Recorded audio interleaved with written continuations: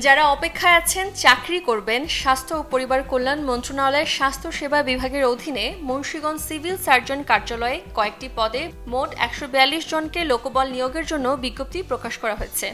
বিজ্ঞপ্তি অনুসারে পদগুলোয় যোগ্যতা অনুযায়ী যে কেউ যোগ দিতে পারবেন। ৪ ফেব্রুয়ারি থেকে পদগুলোর জন্য ওয়েবসাইট থেকে আবেদন ফর্ম পূরণ করতে পারবেন প্রার্থীরা। আবেদন করার শেষ তারিখ ২৪ ফেব্রুয়ারি। অন্যদিকে বেসরকারি স্টার্ন bank PLC future leader programme হিসেবে জনবল নিয়োগের বিজ্ঞপ্তি প্রকাশ করেছে। যোগ্যতা যে কোনো বিষয়ে স্নাতক ডিগ্রি থাকতে হবে বা রেটিং সিস্টেমে সিজিপিএ অন্তত 3 পয়েন্ট হতে হবে। নিয়োগপ্রাপ্ত প্রার্থীরা এই ব্যাংকে অন্তত ৩ বছর চাকরি করবেন এই মর্মে বন্ডে সই করতে হবে।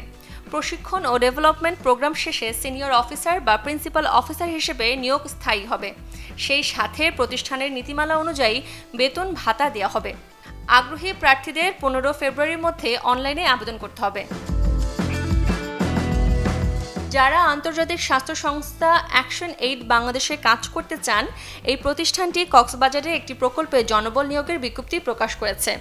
অফিসার সাইকোসোশ্যাল সাপোর্ট পদে শুধুই ২ জন নারী কর্মী নিয়োগ দেবে।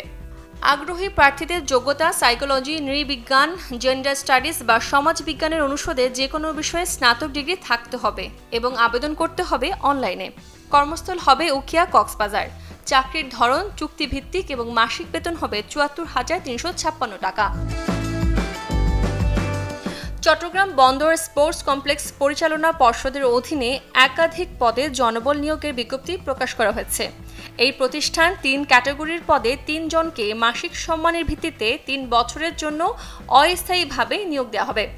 আগ্রহী প্রার্থীদের সরাসরি কিংবা কুরিয়ার বা ডাকযোগের মাধ্যমে আবেদনপত্র পাঠাতে হবে। যোগ্যতা হতে হবে সরকার অনুমোদিত শারীরিক শিক্ষা প্রতিষ্ঠান থেকে ক্রীড়া বিষয়ে স্নাতক সহ অনুমোদিত ক্রীড়া ক্লাব বা প্রতিষ্ঠানের কমপক্ষে ৫ বছরের অভিজ্ঞতা, অথবা বিকেএসপি থেকে সংশ্লিষ্ট বিষয়ে এইচএসসি সহ উপযুক্ত ক্ষেত্রে ১০ বছরের অভিজ্ঞতা থাকতে হবে। মাসিক বেতন হবে ৩৫,০০০ টাকা।